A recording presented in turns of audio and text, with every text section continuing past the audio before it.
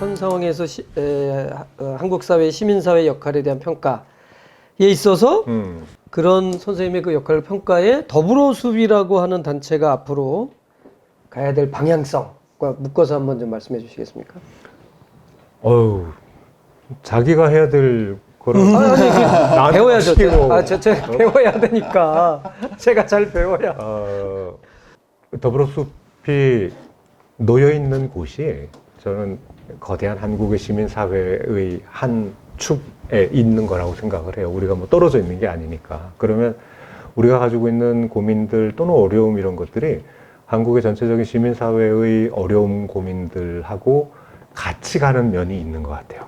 또 별도로 우리가 특별하게 갖는 부분도 있지만 이 같이 가는 부분은 전체적으로 일단 시민사회의 약화가 있는 거고요. 뭐 누구나 다 아시는 것처럼 예를 들면 시민단체들의 활동과 충원이 어려운 거라든가 그 다음에 이 활동 영역의 축소 뭐 여러 가지 그렇습니다. 왕년에 이제 사실은 소위 민주정부 시절에 이 훨씬 더 깊게 개입을 했던 여러 군데에서 배제당하고 축소당하고 쫓겨나고 하는 이런 상황들, 그리고 MZ 세대 얘기들 많이 하지만은 훨씬 더 치열해져가는 경쟁 사회에서 시민사회 관련된 관심과 애정과 지지를 할 만한 여유가 없는 젊은이들, 그렇죠. 이런 객관적인 상황에 더불어숲도 같이 놓여 있다고 봐요.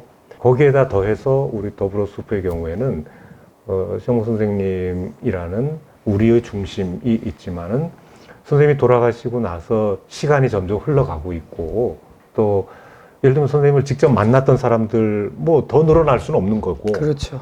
그리고 새로운 세대들이 선생님에 대해서 관심을 더 가질 수 있는 그런 가능성이 줄어드는 그런 측면도 있어요. 그러니까 이런 진보 담론을 얘기하고 훨씬 더 많은 사람들이 공유하는 그런 것들이, 그런 영역 자체가 축소되고 있으니까, 그래서 그런 거는 우리가 접하고 있는 또 특별한 환경이기도 해요. 그래서 저는 맞습니다. 제가 뭐 더불어숲의 미래를 확 책임질 수 있는 다른 뭐 몇 가지 묘안 이런 게 어디 있겠어요.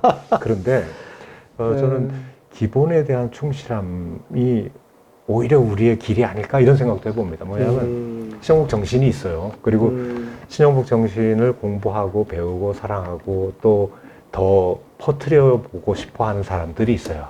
그러면 신영복 정신이 뭔데? 우리가 사실은 공부 열심히들 하고 있잖아요. 우리 선생님 책 가지고 새롭게 읽어낼 수 있는 방식으로 교재도 편성을 편집해서 만들어 보고 하고 있는데, 이런 부분들이 각자의 영역에서 어떻게 구현될 수 있는가에 대한 고민들을 한번 할 수 있으면 좋겠다. 예를 들면 직장 생활하는 사람들은 내 직장에서 또는 뭐 내가 관계하고 있는 사람들의 모임에서 신영복 정신의 뭐 구현과 확산에 어떻게 할 수 있을까? 내가 시민단체에서 있으면 어떠할까? 학교에 있으면 어떠할까? 이런 각 영역에서 신영복 정신의 과 연결된 고민들을 좀 더 하면은 어떨까 하는 생각을 해봐요. 뭐 굉장히 추상적인 얘기지만 그게 누구 한 명의 대답이 아니라 우리 각자가 답을 만들어낼 필요가 있겠다는 생각을 해보는 것이죠. 그래서 제가 오늘 배경 이 화면으로 신영복 선생님의 더불어숲을 띄웠습니다. 그렇죠. 그 좋은 말씀 해주셨습니다. 역대 출연하신 분 중에 그래도 가장 그 현실적으로 가장 근접한 대답을 해주셨습니다. 그래요? 앞에 나온 사람들은 다 뜬구름만 잡아.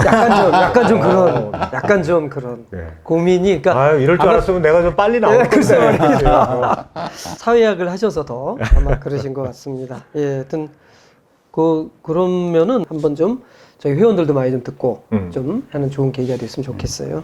이제 뭐 마무리할 때가 거의 다 돼가는데, 쇠기샘 작품을 소장하고 계신지요?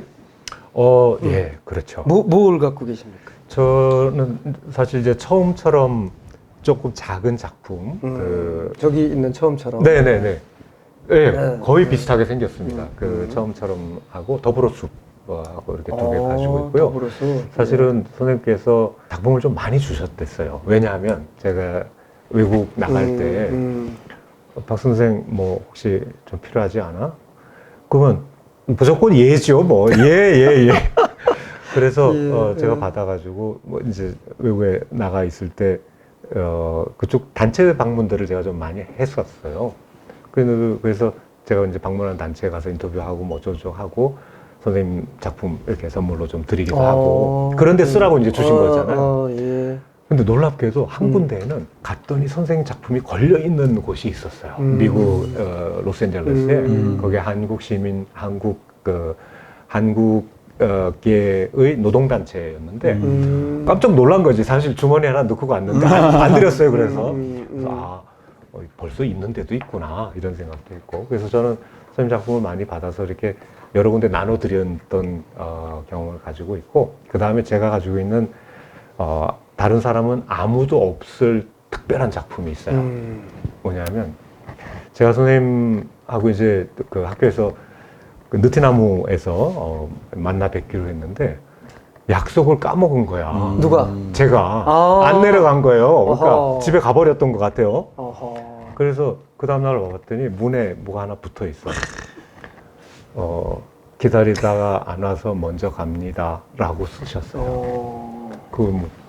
이 작품 저밖에 없는 겁니다. 저밖에 없는 겁니다. 예. 예, 포스트잇에다가 하셨나? 포스트잇이 아니고 그 노란 돈봉투 같은 거 있잖아요. 옛날 월급 봉투 같은 거. 그거 이렇게 접어가지고 거기다가 쓰셨구나. 붙여주셨어요. 붓펜으로. 그냥 일반 볼펜이었던 것 볼펜으로 같은데. 썼어요. 예. 어쨌든 작품 저밖에 없는 늦어서 먼저 레어템. 갑니다. 레어템 가지고 있습니다.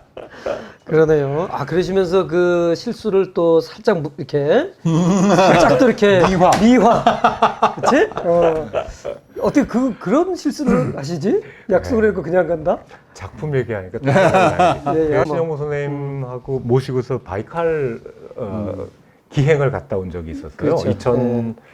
2006년인가 8년인가 뭐 하여튼 그랬는데 선생님 모시고 꽤 여러 한 20여 명이 같이 이제 바이칼 기행을 갔다 왔는데, 그때 저녁 때 무슨 퀴즈 프로그램 같은 걸 했어요. 그래서 뭐 맞추면은 그 상품권을 이제 뭐 예를 들면 뭐 기억은 잘 안 나는데 5,000원 뭐 이런 거 있잖아요. 넣어가지고 주고 하는데 그 봉투에 상품권 5,000원 이런 거를 쓰셔가지고 신영복 선생님께서 그 글씨를 쓰셔서 넣어가지고 이제 주실 때는 맞추면은 선생님이 주시고 뭐 이렇게 한 거죠. 그래서 제가 아무래도 이제 사회학자니까 그 모임에서도 사회를 봤는데 그 사람들이 그걸 받아보고 빼가지고 상품권을 보는 거야. 자, 여러분 중요한 건 그 상품권이 아니라 그 밖에 쓰 있는 선생님 글씨 액수가 이게 희귀한 거다. 여러분들 예, 상품권 버리시고 그 봉투만 집어넣으시라. 그런 얘기를 했던 기억이 납니다. 그렇군요. 예. 우리 조 선생은 뭐 작품 뭐가 있어요 집에? 나도 한 점밖에 없어. 전 2점 있어요. 원래 3점 있었는데 한 점은 어떤 분에게 선물로 드리고, 지금 그 2점을 직접 받았어요 선생님한테? 한 점은 결혼할 때 여럿이 함께 조진우 신명선의 결혼을 축하하는 분께서 한 점 주셨고요. 아이고, 그러니까 뭐. 선생님께 주례를 부탁드렸는데 선생님이 주례 대신에 선물로 주셨어요. 네, 글씨를 주셨고, 또 한 점은 와이프하고 저하고 결혼하기 전에 더불어숲 연말 전체 모임에 왔어요. 모두 모임? 네, 모두 모임에 왔는데 선생님 글씨가 상품이고 맞아요. 가위바위보를 해서 최종 1등한 사람이 가져가는 건데 와이프가 1등을 했어요. 또 그런 재밌는 일이 있었구나. 그래서 와이프가 1등 해가지고 받은 글씨가 하나 있고, 그래서 2개가 그게 글씨 뭐예요? 그 1등에서 받은 게. 만나면 꽃처럼 피어나는 그거. 두 줄 이렇게 있는 거. 오케이. 그렇구나. 강물은 언약. 너무 좋죠. 좋지. 글씨 얘기 또 해도 돼요? 네. 우리 학교에서 선생님과 함께 땅 탁구를 많이 쳤잖아요. 그렇죠. 네, 땅 탁구. 땅 탁구의 규격도 우리가 국제 규격은 맞는 거 아세요? 아시죠? 네. 그 518, 419, 그다음에 60 이렇게 해서 국제 규격도 만들었는데 해마다 땅 탁구 대회를 그때 했었어요. 그래서 그 학생들도 출전하고 뭐 저도 출전하고 그래서 저는 혼합복식에 출전을 했는데, 졸업을 한 당시에 이제 조교로 일을 하고 있던 여학생이었던 제자하고 둘이, 근데 그 제자가 체육을 굉장히 잘하는. 그래서 야, 우승은 우리야. 이미 따놨다 해가지고 결승전까지 올라갔죠. 근데 상대편에 신용복 선생님이 다른 여학생 하나랑 이제 편을 만들어서 결승전을 올라오신 거예요. 선생님이? 네, 직접 출전하셔서. 그 사실 본인이 1등 작품을 이제 써가지고 주실 건데 본인이 올라오셨어요. 그러니까 우리가 이겨야 되는 거다 이것은. 네. 그랬는데 나이도 이제 제가 선생님보다는 많이 아래고 또 여학생도 굉장히 잘하는 학생이고 그래서 당연히 이길 줄 알았는데 졌어요. 그래요? 왜냐하면 우리는 강 스매싱 하다 보니까 자꾸 밖으로 날아가고 네트에 걸리고 하는데 선생님 운동 원래 잘하시잖아요. 잘하시죠.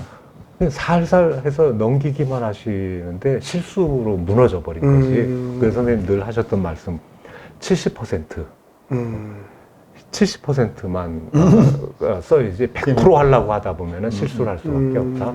70%. 그래서 졌어요. 그 작품 1등 작품은 선생님하고 편을 먹었던 그 여학생이 가져갔지. 그래서 안타까웠던 기억이. 앞으로의 계획 같은 거 좀 있으세요, 선생님? 저요? 예. 예. 공개적으로 한번 말씀하실 수 있는 앞으로의 계획 이런 건 공약이네요. 공약.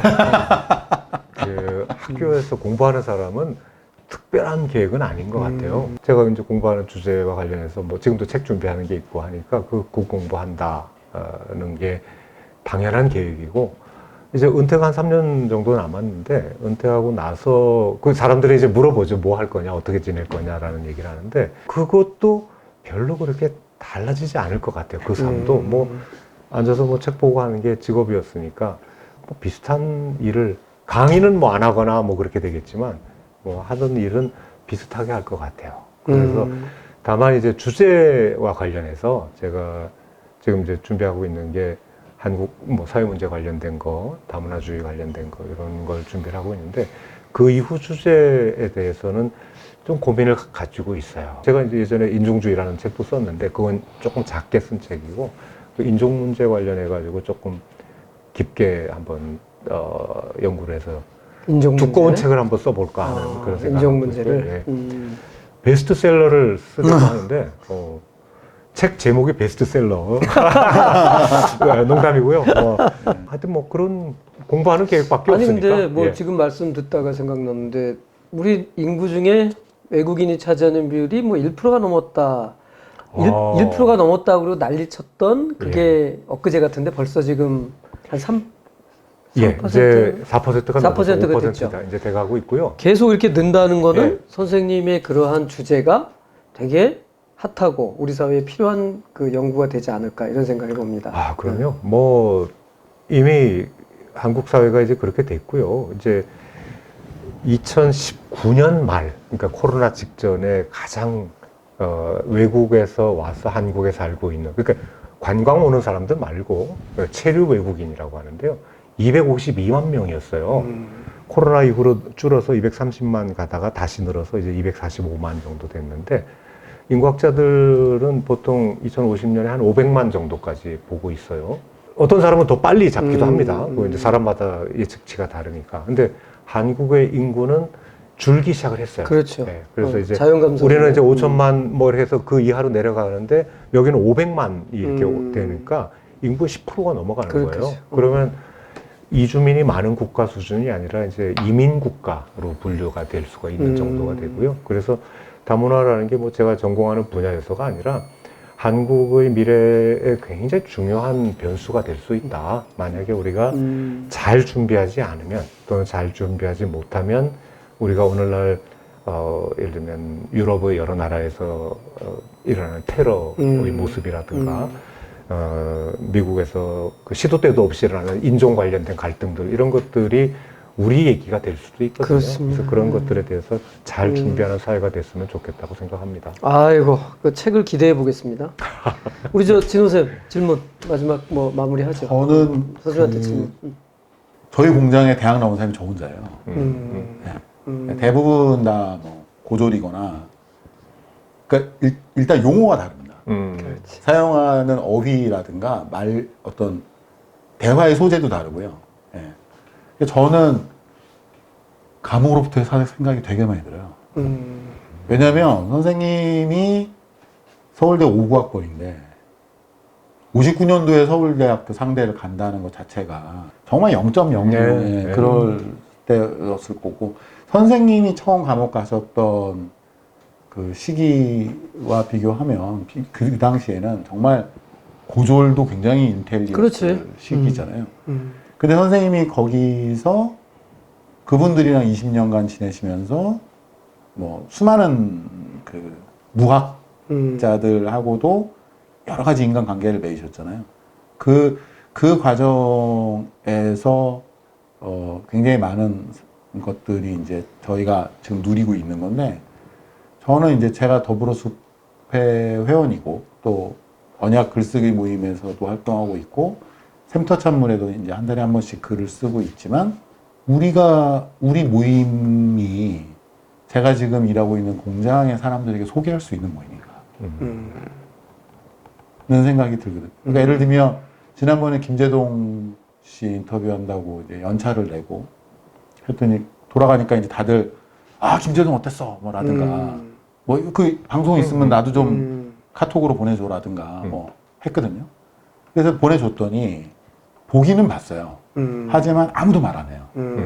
내용이 좋았다라든가 뭐 이런 얘기를 아무도 하지 않습니다. 왜냐면 일단 너무 용어가 다르고 예, 그러니까 선생님이 예전에 저희 신영복 함께 읽기의 첫 번째 수업의 조교를 제가 했어요.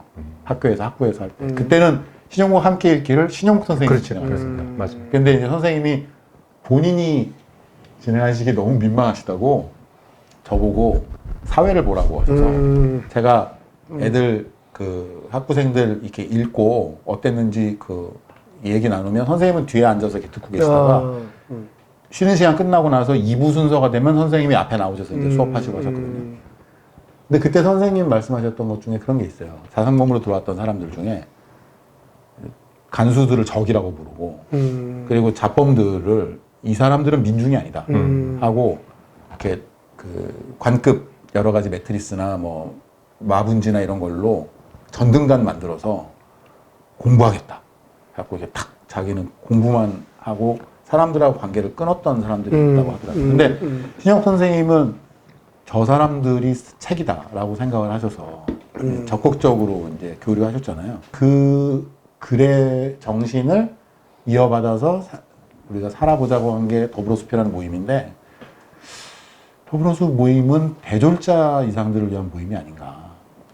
혹은 지식인들을 대상으로 한 모임이 아닌가. 우리 사회에 외국인 노동자도 있고 또 뭐 장애인도 있고 또 뭐 대학과는 전혀 무관하게 살아오는 현장의 언어와 현장의 어떤 삶을 사는 사람들이 있는데 그 사람들은 더불어숲에 들어올 수 있는가? 더불어숲은 그들에게 어떤 영향력과 어떤 뭐 소구력을 가질 수 있는가? 뭐 이런 생각들이 들어요. 그러니까 선생님이 감옥에서 무학자들과 소통했던 것이 현재 사단법인 더불어숲도 할 수 있는가? 그렇게 선생님처럼 그런 생각이 나오는 말씀. 아니요, 너무 어려운 얘기를. 어려운 게 아니라 아주 무거운 태스크, 일종의 임무를 주는 것 같은 느낌이 들었습니다. 하여튼 뭐 그 문제는 한 번 더 예. 고민해 보도록 하고 출연하시죠. 개별적으로 이거 얘기 잘했고 개별적으로 우리 저 조진호 쌤하고 저하고 좀 얘기 좀 해야 되겠습니다. 오늘 인터뷰를 이제 마무리해야 될 것 같습니다. 이 시간이 많이 지났고요.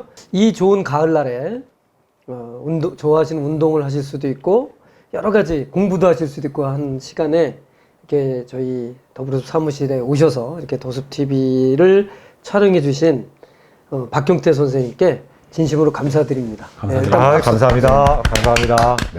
자, 그리고 저희 더불어숲 TV 앞으로 좀 많이 더 봐주시고요. 많이 좀 알려주셨으면 좋겠습니다. 오늘 인터뷰에 같이 참여한 우리 조진호 쌤에도 감사드리고. 네. 감사합니다. 예. 자, 이제 뭐 전체 인사드리면서 네. 그 인터뷰를 마무리하겠습니다. 자, 수고하셨습니다. 감사합니다. 감사합니다.